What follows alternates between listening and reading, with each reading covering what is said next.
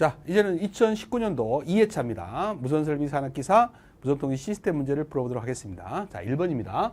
자, AM 수신기에서 중간 주파수 선정 시 고려해야 될 사항으로 가장 관련이 적은 것은 그랬어요.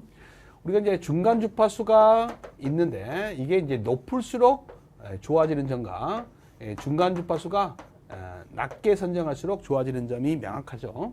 우리가 이제 보통 이제 하나만 외우자겠어요. 중간 주파수가 높을수록 좋아지는 점을 첫 글자를 따서 제가 이영춘 이렇게 외우자겠습니다. 가수 서른도의 본명이라고 했어요.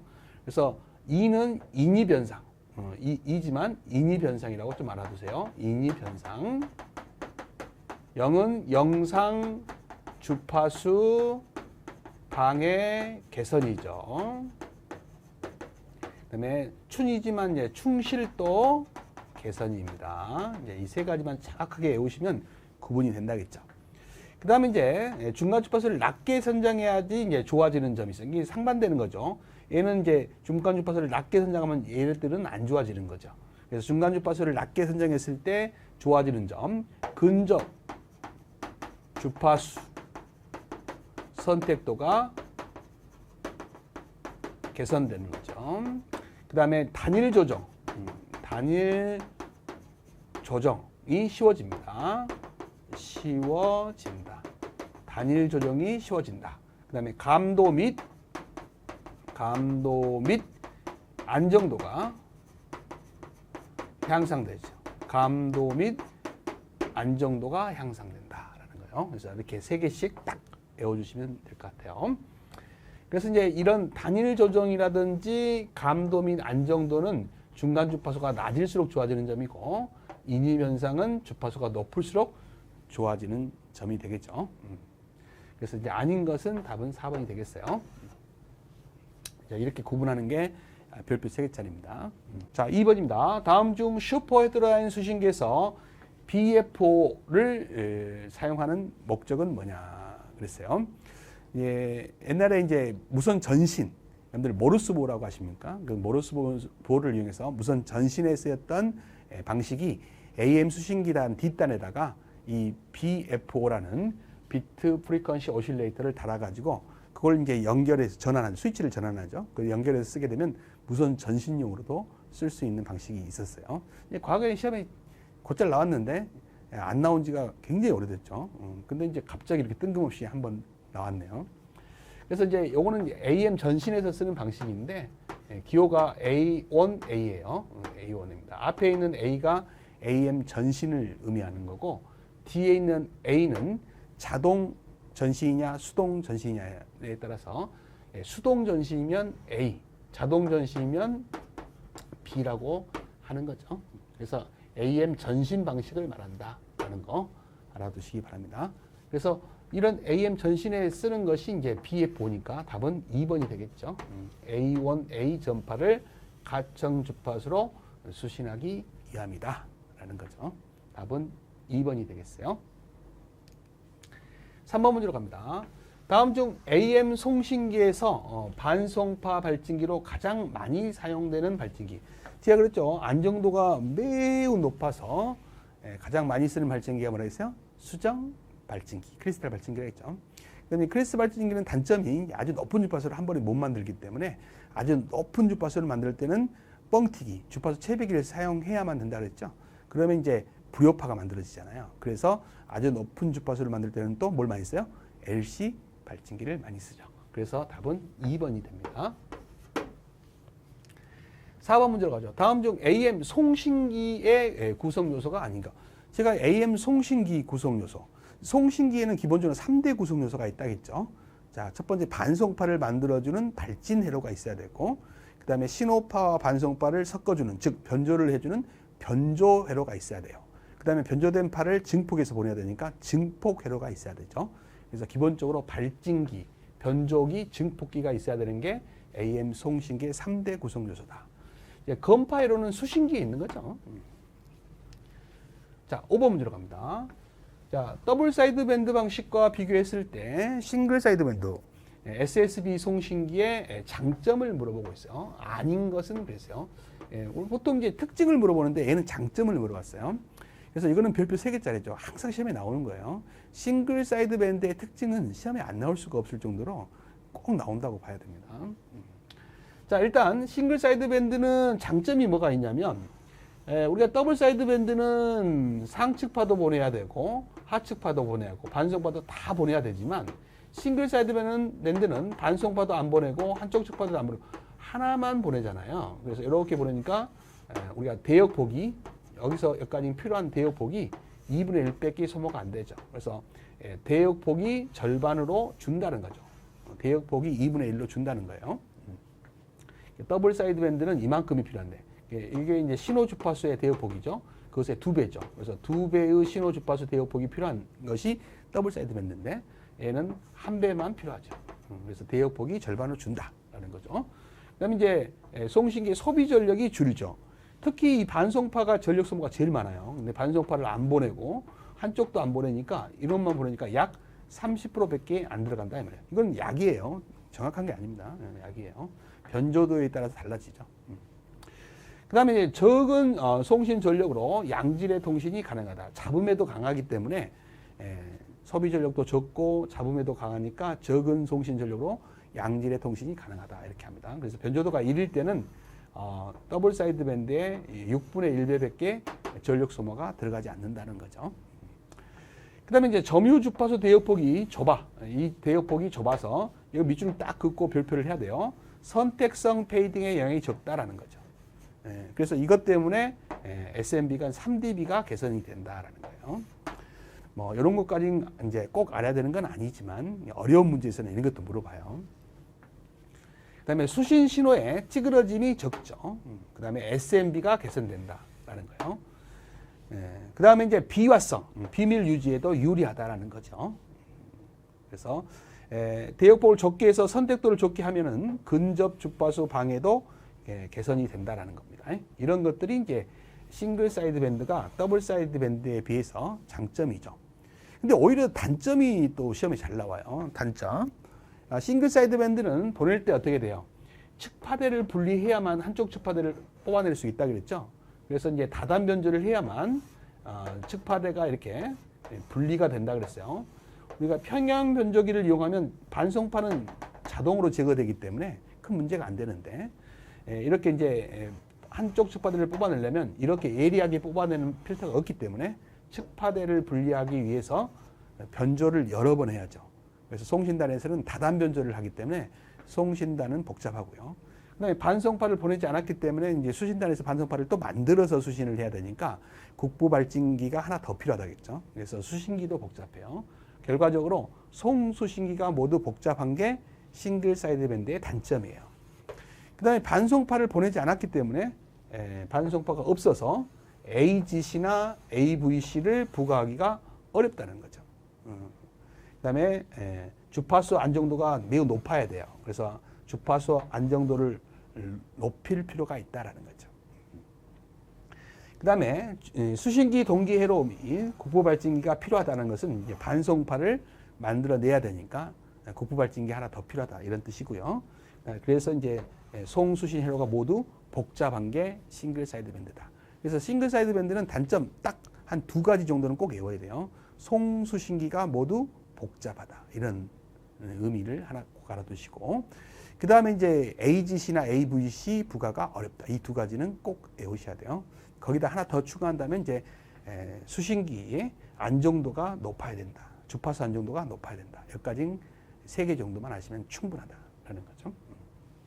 자, 문제를 풀어보죠. 장점이 아닌 거예요. 자, 2분의 1로 대역폭이 줄어든다는 것은 맞기도 하고 장점이죠. 그다음에 적은 송신 전력으로 통신이 가능하다는 것도 맞기도 하고 장점이에요. 회로 구성이 간단하지 않죠. 송수신기가 모두 복잡하고 비싸다 그랬어요. 신호대 잡음비가 개선된다. 장점이면서 맞는 특징이 됩니다. 답은 3번이 된다. 자, 6번 문제로 가죠. FM 복조 회로에서 PLL. 이 PLL도 별표 3개에도 부족할 정도로 중요하죠. 각종 시험에 잘 나와요. 오늘 자격증 시험뿐 아니라 뭐 군무원이나 공무원 시험에도 PLL은 시험이 아주 잘 나오죠. 왜냐하면 이 용도가 많기 때문에요. 중요한 용도가 많아요. PLL은 먼저 위상을 비교하는 곳이 있어요. 입력파하고 VCO라는 전압제어 발전기에서 나오는 조절된 신호하고 위상을 비교하는 곳이 있어요. 그래서 페이지 컴패레이터, 그래서 위상 비교라고 하죠. 위상 비교기라고 그래요. 위상 비교기. 페이지 컴패레이터라고 합니다. 근데 이것을 이제 다른 말로 위상을 검출한다 해서 페이지 디텍터라고 해서 위상 검출기라고도 해요. 위상 검출기라고도 하죠. 자, 여기서 나온 신호가 이제 위상차를 알아내주는 거죠. 그래서 그런 위상차를 우리가 로우 패스 필터를 거쳐요. 그래서 DC 전압 레벨로 바꿔줍니다. 그래서 이제 출력을 내보내는 건 아니고요. 이걸 피드백 해가지고 VCO라고 하죠. 전압 제어 발증기라고 그래요. 전압 제어 발증기라고 하죠. 제어 발증기에서 이 위상차를 조정해서 뭐예요? 위상차가 없도록 조정해 주는 거죠. 그래서 이걸 루프를 돌린다 그래요. 돌려서 이 위상차가 0이 될 때 페이지 락이 돼서 출력으로 파를 내보내는 거죠. 출력이 나가는 겁니다. 그래서 3대 구성 요소가 뭐냐 그러면 페이지 컴패레이터, 위상 비교기, 로우 패스 필터, 저역 통과 필터, VCO, 볼테지 컨트롤 오실레이터라고 하죠. 전압 제어 발전기가 3대 구성 요소입니다. 그래서 이 저역 통과 필터는 과거에는요, 이제 루프 필터라고도 했다는 거 아시기 바랍니다. 루프 필터라고도 했어요. 전압 제어 발전기도 있고요. 위상 비교기도 있는데 샘플링 회로는 없죠. 7번 문제로 갑니다. 다음 중 디지털 변조 방식 중에서 주파수 효율이 높대요. 일단 주파수 효율이 높다는 것만 봐도 주파수 편의 변조는 땡이죠. 이거는 주파수 이용 효율이 높지 않죠. FSK는. 그다음에 고속 통신용 속도가 빠르다라는 것 말만 딱 듣고도 진폭 변조는 될 수가 없죠. 그렇죠. 그다음에 이제 디지털 변조 종류의 펄스폭 편의 변조는 디지털 변조 방식에 없죠. 그래서 이제 답은 4번인데 위상 편의 변조 또는 QAM 이런 것들이 이제 고속으로 전송되는 디지털 변조 방식의 종류죠. 그래서 우리가 디지털 변조 방식에는 ASK, FSK, DPSK, PSK, QAM이 있는데 이쪽으로 갈수록 고속이죠. 그래서 고속 전송에는 PSK나 QAM을 쓴다라는 거죠. 답은 4번이 되겠네요. 8번 문제로 갑니다. 다음 중 마이크로파 통신에 대한 설명으로 틀린 것은, 자, 이거 마이크로웨이브라고 있죠? 마이크로웨이브 때라는 것은 UHF 때에서 SHF 때라고 했어요. 이 UHF 때가 300메가에서 3GHz를 말하고요. SHF 때가 이제 3GHz에서 30GHz까지를 말하죠. 그래서 한때 이제 이동 통신과 위성 통신에 사용되는 주파수 대를 통틀어서 이제 마이크로웨브다 이렇게 말을 했었어요. 그래서 이제 보통은 이제 마이크로웨브 그러면 1기가에서 넓게는 30기가, 좁게는 10기가 이렇게 본다겠죠. 넓게는 30기가, 좁게는 10기가. 그래서 이제 우리가 전파의 창에서 배웠죠. 요 주파수 대가 황금의 주파수 아닙니까? 우주 통신을 할 때 매질의 영향을 전혀 받지 않는 이런 주파수죠. 그래서 이런 주파수를 이용해서 이제 우주 통신을 하는 거죠. 그래서 하여튼 간에 마이크로웨이브 때는 기가대 통신이다 이렇게 생각하시면 돼요. 주파수가 매우 높죠. 주파수가 높으면 높을수록 직진성이 강하다 했어요. 직진성이 아주 강해요. 그래서 장애물이 있으면 통신이 안 됩니다. 그래서 장애물이 있으면 안 돼요. 그래서 가시, 거리, 통신에 이용하는 주파수대가 마이크로웨이브 대다. 꼭 아셔야 돼요. 그래서 이제 장애물이 있으면 안 되기 때문에 중계기를 설치하더라도 상전상이라든지 높은 위치에다 설치한다 그랬죠. 그래서 마이크로웨이브 때는 중계 방식이 시험에 잘 나온다 그랬어요. 그 다음에 이제 주파수가 높으면 잡음에 강하죠. 그래서 잡음에 강하다. 그래서 SMB가 좋다. 뭐 이렇게 알아두시면 되고. 그다음에 주파수가 높으면 이제 파장이 짧아져서 안테나 길이가 굉장히 짧아지죠. 그래서 마이크로웨이브 대 안테나들은 길이가 짧다 보니까 고이득의 고효율을 내야만 원거리 통신을 할 수가 있잖아요. 그래서 마이크로웨이브 대 특징은 고이득, 고지향성을 갖는 안테나를 써야 돼요. 특히 이런 안테나들은 거의 대부분이 개구면 안테나가 되죠. 그래서 이런 안테나들을 쓰는 것이 이제 마이크로웨이브 대다. 이렇게 알아두시면 되겠습니다. 그래서 이제 뭐 이거 말고도 여러 가지 특징들이 이제 정리를 해놨어요. 그래서 마이크로웨이브 통신 그러면 이 기본적으로 이런 내용 말고도 더 많은 걸 좀 아셔야 됩니다. 일단 가시거리 이내에 가시거리 내 통신에 이용하는 주파수대다라는 거예요. 그래서 장거리 통신을 위해서는 이제 중계기가 필요하죠. 그래서 중계기를 필요로 한다라는 거죠. 그다음에 이제 주파수가 낮으니까 안테나 길이가 짧아져서 고이득의 고지향성의 안테나를 쓴다고 했죠. 그래서 예민한 지향성과 고이득을 가진 안테나. 작다는 것은 아까 말씀드렸죠. 소형으로 만들 수 있다는 거고요. 그다음에 이제 전파 손실이 적어 안정적인 전파 특성을 나타내고 주파수가 높으니까 대역폭이 넓죠. 그래서 광대역 특성이 있다는 거. 그다음에 잡음에 강하니까 SMB를 크게 할 수 있고요. 잡음에 영향이 적다 이 말이에요. 잡음에 강하다 이런 말이고. 그래서 이제 전리층 같은 걸 쉽게 뚫고 갈 수 있다라는 거죠. 그래서 우주 통신에 사용할 수 있고요. 포인트 투 포인트 통신이 가능합니다. 1대1 통신이 가능하다. 그다음에 이제 위성 정지궤도 위성 3개만 쌓아 올리면 지구군과 안테나만 설치하면 세계 어디서나 통신이 가능하다겠죠. 그래서 회선 건설 기간이 짧고 경비가 저렴하며 재해의 영향이 적은 것이 마이크로웨이브 대 통신이다. 좀 빨리 했습니다만 이런 특징들을 정리를 잘 해주시기 바랍니다. 자, 틀린 거 안테나 이득을 크게 할 수 있죠. 외부의 잡음의 영향에 약하다, 땡 강하다. 광대역 전송이 가능하죠. 주로 가시거리 내 통신을 한다라는 거죠. 답은 2번이 틀렸다.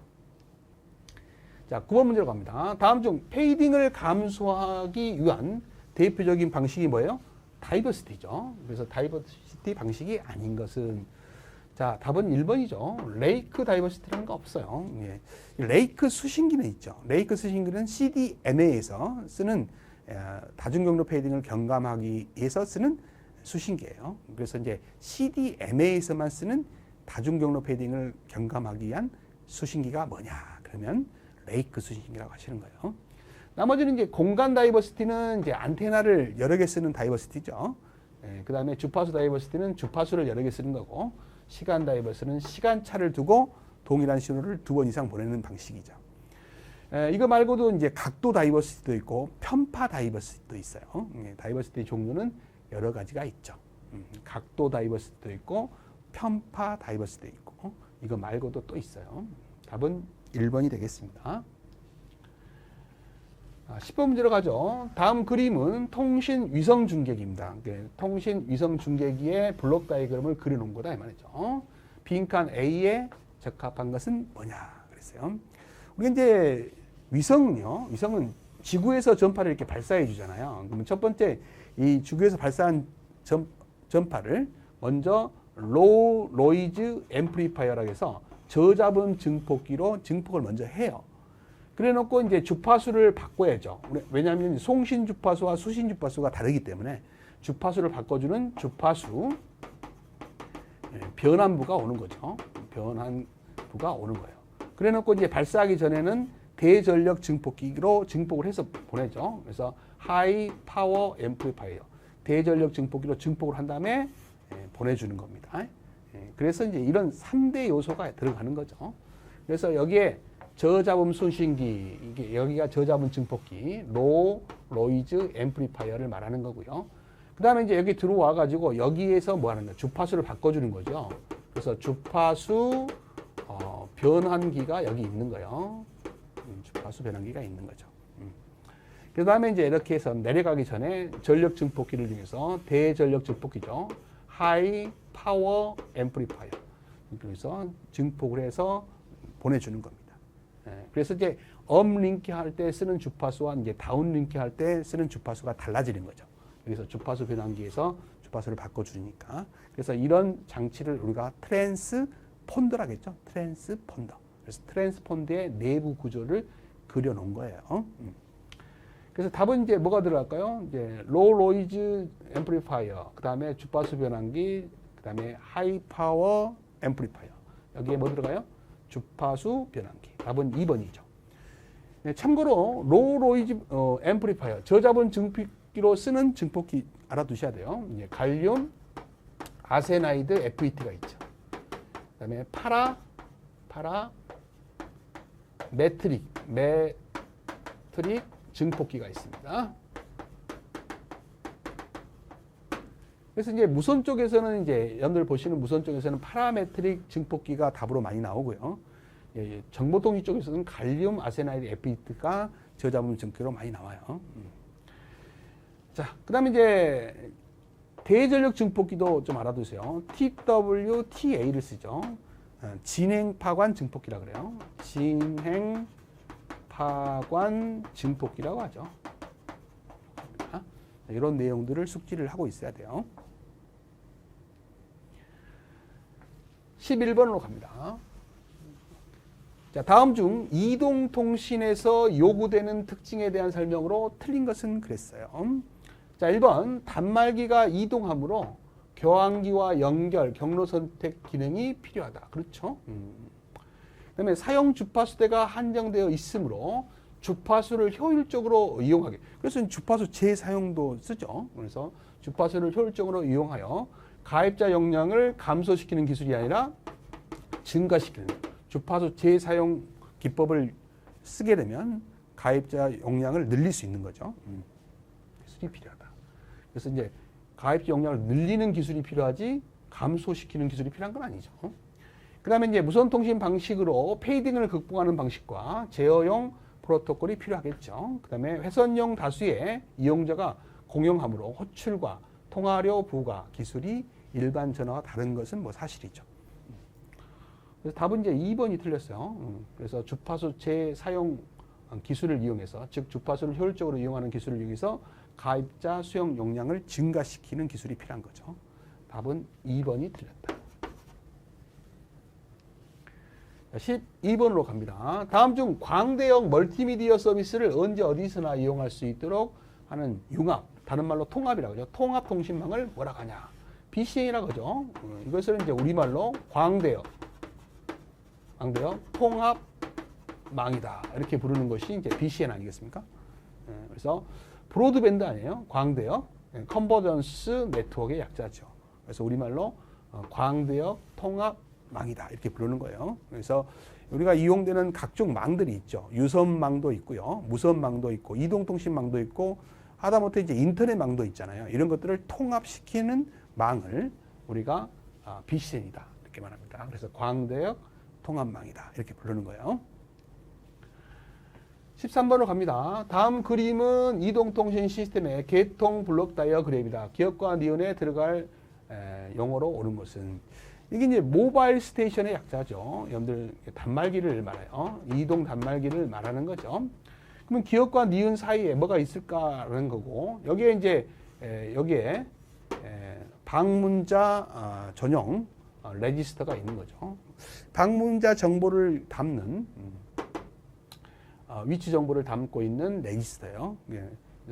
비지터, 방문이라는 뜻이죠. 로케이션, 위치라는 뜻이고, 레지스터, 말 그대로 레지스터죠. 방문자의 어떤 위치 정보를 저장하는 레지스터죠. 그 다음에 이제 홈이죠. 내가 관리하는 가입자의 로케이션, 위치 정보를 저장하는 레지스터죠. 그래서 이 두 가지가 대표적인 데이터베이스라고 볼 수가 있어요. 어디에 있어요? 교환기에 있죠. 그래서 이거는 교환기가 들어가는 거예요. 교환기를 영어로 모바일 뭐라고요? 스위칭 센터라고 하죠. 그래서 모바일 스위칭 센터. 그래서 MSC라는 용어를 써요. 그러면 이제 교환기와 단말기 사이에 무엇밖에 안 남았어요? 3대 장치가 뭐가 있어요? 뭐가 있겠습니까? 기지국이 있겠죠. 기지국. 3대 장치 아니에요? 이동통신의 3대 장치. 단말기, 그다음에 교환기. 그 사이에는 기지국이 있어야죠. 기지국을 영어로 뭐라고요? BTS라고 합니다. B는 베이스, T는 트랜시버, 그 다음에 S는 시스템. 그래서 기지국이라고 하죠. 그래서 답은 뭘까요? 기억 니은에 들어가니까 1번이 되겠네요. 자, 14번으로 갑니다. 연축전지에서 암페어시에 대해서 하네요. 암페어시는, 이 암페어는 전류고 시는 시간이죠. 그래서 방전전류 곱하기 방전시간이죠. 방전시간.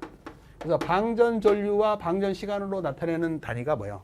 축전지의 용량을 나타내는 단위죠. 그래서 얼마만큼 전류로, 얼마만큼 방전의 전류로 얼마만큼 오랫동안 쓸 수 있느냐가 축전지의 용량을 나타내는 단위예요. 그래서 이 암페어시라는 단위를 이용해서 여러분들 군무원 같은 시험 문제에 많이 내요. 그래서 암페어시는 정확하게 영어의 정의를 아시면 군무원 같은 것도 문제 풀 때 잘 나옵니다. 답은 뭐예요? 1번이다 이 말이죠. 용량을 나타내는 단위죠. 자, 15번으로 갑니다. 다음 중 충전기, 충전 방식의 종류가 아닌 것 그랬네요. 단순 충전이라는 게 없죠. 문제가 단순하잖아요. 단순 충전이라는 건 없죠. 평상 충전, 규정치에 맞는 전압과 전류로 충전하는 것을 평상 충전이라고 합니다. 균등 충전은 축전지 내부에 양극과 음극에 해당되는 극판이 여러 개가 있죠. 한 제가 6개 정도 있다겠죠. 그래서 이제 그것들이 균등하게 충전돼야 된다라는 것이 균등 충전이에요. 부동 충전 방식이 있죠. 정류원과 부하 사이에 축전기를 둬서 이제 충전하는 방식을 우리가 뭐라고요? 부동 충전 방식이라고 하죠. 그래서 이제 이 부동 충전 방식이 시험에 잘 나온다 그랬어요. 따로 공부를 하셔야 됩니다. 이거는 종류만 물어봤으니까 답은 1번이 됩니다. 이제 이거 말고도 충전의 종류가 굉장히 많죠. 그래서 충전의 종류는 꼭 외우셔야 돼요. 자, 16번으로 갑니다. 다음 중 인버터예요. 인버터의 유형. 우리가 이제 보통 AC를 DC로 바꿔 쓰는데 얘는 DC를 AC로 바꿔주는 장치를 인버터라고 하죠. 이런 인버터의 유형을 구분하는 요소에 해당되지 않는 거 그랬네요. 자, 인버터의 유형을 구분하는 요소에는요, 전원의 형태에 따라서 구분하는 게 있고요. 그 다음에 제어 방식, 그 다음에 출력 상수 이런 것들이 있어요. 이게 아닌 건 전원의 구성 방식이다. 이렇게 알아두시면 되겠습니다. 문제가 그렇게 중요한 문제는 아닌 것 같아요. 그래서 새로 나왔는데 이렇게 구분한다. 이렇게 알아두시면 되겠습니다. 17번 문제죠. 이런 DB에 관련된 문제는 항상 시험에 나오죠. 자, 신호 레벨을 구해라는 거예요. 이 출력점의 신호 레벨이 얼마겠느냐 이 말이죠. 근데 다 다행히 DB로 줬어요. 더하면 되는 거죠. DB는 더하면 되는 거예요. 근데 이제 증폭기는 아무 말이 없어도 이제 이득이 되는 거죠. 플러스죠. 근데 이제 필터 같은데 이런 걸 감쇄기 같은 걸 걸친 데는 감쇄가 일어나요. 필터를 걸치면서 이득이 일어나면 증폭기가 필요 없죠. 그래서 필터, 내가 원하는 신호는 뽑아내고 원하지 않는 신호는 제거하는 이 필터를 걸치면요, 감쇄가 돼요. 그래서 필터에 dB가 나와 있으면 그건 감쇄량입니다. 감쇄기는 당연히 감쇄죠. 마이너스가 붙고 증폭기는 당연히 이득이죠. 플러스가 붙습니다. 그런데 이제 여기에는 dBm이라는 절대 레벨의 dB가 있고 나머지는 다 dB잖아요. 그럴 때는 다 더해요. 그냥 숫자를 더하시면 돼요. 그리고 절대 레벨의 단위로 답을 하시면 됩니다. 그래서 다 더하면은 다행히 계산하기 좋게 요거 없어지고 요거 없어지게 돼 있어요. 앞에 있는 신호가 0이니까 얘도 0 dBm이 온다라는 거죠. 값이 다 0이잖아요. 그래서 답은 3번이 되겠습니다. 18번으로 갑니다. 자, 다음 중 FM 송신기 전력 측정 방법으로 적합하지 않는 것. 이제 AM 송신기 전력 측정 방법도 있고요. 마이크로 앳대 송신기 전력 측정 방법이 있는데 이 세 가지는 별표를 3개에도 부족할 정도로 시험에 자주 나와요. 굉장히 중요합니다. 그래서 이 마이크로 앳대하고 AM하고 FM 이 세 가지 송신기 전력 측정 방법은 꼭 구분하시는데 제일 종류가 많은 것이 AM이에요. 그래서 제가 AM을 외우지 말고 뭘 외우자겠어요? FM과 마이크로 앳대를 정확히 외우자. 어떻게 외우자겠어요? 이 중에서 공통으로 들어있는 게 있어요. 볼로미터 브릿지법이 있죠. 얘도 있어요. 그 다음에 열량계법도 있죠. 얘도 있어요. 이 두 가지는 공통으로 있으니까 꼭 외우시고요. 그 다음에 마이크로 앳대만 있는 것은 정제파법과 방향성 결합기를 이용하는 방법 두 가지가 있죠. 그 다음에 이제 FM에만 있는 것이 이제 CM이 있어요. CC는 이쪽에 있습니다. 헷갈리지 마시라겠죠. CC는 이쪽에 있고 CM이 있어요. 그래서 이 두 가지를 정확하게 외우세요. 그리고 나머지는 다 이제 AM 송신기 전력 측정 방법이다. 이렇게 하시면 구분이 되잖아요. 그럼 이 문제를 딱 보시면 어때요? 여기 보면 열량계법하고 뭐가 있어요? 볼로미터 브릿지법은 항상 양쪽에 다 있었죠. FM도 있고 마이크로 FM도 있었잖아요. 거기에 이제 CM이 하나 더 있었죠. CC는 어디에 있었어요? AM이 있었죠. 그래서 아닌 건 수부학계에 의한 방법이죠. 답은 3번이 됩니다. 그 다음에 제가 그랬죠. AM 송신기 전력 측정 방법 중에서 계산 문제가 시험에 나와요. 그 계산 문제가 어디서 나오냐면 수부화법에서 나옵니다. 그래서 수부화법에서는 전력 계산하는 방법 그 공식 하나 있어요. 그걸 외우셔야 됩니다. 정리를 잘 해주시기 바랍니다. 19번으로 갑니다.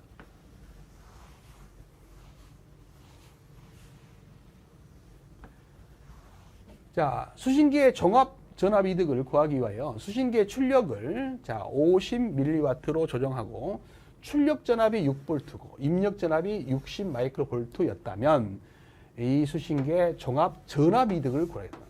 전압 이득. 자, dB로 구하면 전압 이득이니까 얼마예요? 20노구를 취하죠. 전압과 전류는 20노구, 전력은 10노구 그랬죠. 입력분의 출력이니까 입력이 얼마예요? 입력이 60 마이크로볼트. 출력은 얼마예요? 6V죠. 이게 끝이에요. 계산만 해주면 되죠. 자, 그래서 20 로그, 자, 60 마이크로니까 10에 마이너스 6승볼트죠. 6 이렇게 하시면 되고 약분이 되면 이게 10이 되죠. 그럼 이거 계산하면 10에 마이너스 5승이 됩니다. 이게 1승 하면 이게 이제 분자로 가면 10에 5승이 되죠. 그러면 5가 앞으로 가면 100이 되죠. 그다음에 로그 10은 1이니까 100dB가 답이 되겠습니다. 네, 답은 3번이 되겠네요. 이런 dB 문제는 안 빠지고 나오죠. 자, 20번으로 갑니다. 자, 요거는 이제 난이도가 높아요. 예, 상온에서 만충전, 가득 충전됐다는 거예요. 만충전은 만충전 시 전해의 비중이 1.28입니다. 예, 방전 종지 시, 이게 방전이 다 됐을 때의 비중이 1.02다 이런 말이고요. 용량이 100A시다 이 말이죠. 이 축전지의 현재 상태의 비중은 지금 측정된 비중이다 이 말이죠. 1.25다 이 말이에요. 현재 방전량은 얼마 남았냐 이 말이에요. 현재 방전량은 얼마 남았냐 이 말이지. 구해라 이 말이죠. 그래서 이제 방전할 수 있는 양 암페어 시가 이제 얼마냐 계산하는 방법은 축전기 용량이 나와 있잖아요. 그래서 축전기 용량 곱하기 자 이렇게 해서 만 충전 시 비중이죠. 그게 얼마예요? 1.28 아니겠습니까? 그 다음에 방전 종지 시 비중이죠. 이게 얼마예요? 1.22를 빼준다는 거죠. 그래서 1.22를 여기서 빼주는 거. 그것분에 만 충전 시 비중 아까 얼마였어요? 1.28이었죠. 거기에서 현재 측정 비중이죠. 현재 측정한 비중 요거죠. 1.25를 빼주면 돼요. 그거 이렇게 해준 다음에 여기 뭐 충전 용량을 곱해주는 거죠. 이거. 그러면 얼마가 나와요? 11.5A시가 나와요. 그게 답이다 이 말이죠. 3번. 그래서 이 공식을 알아야만 푸니까 이 공식 외우시면 되겠죠. 자, 이렇게 해서 20번까지 문제를 전부 풀어봤습니다. 자, 고생하셨습니다.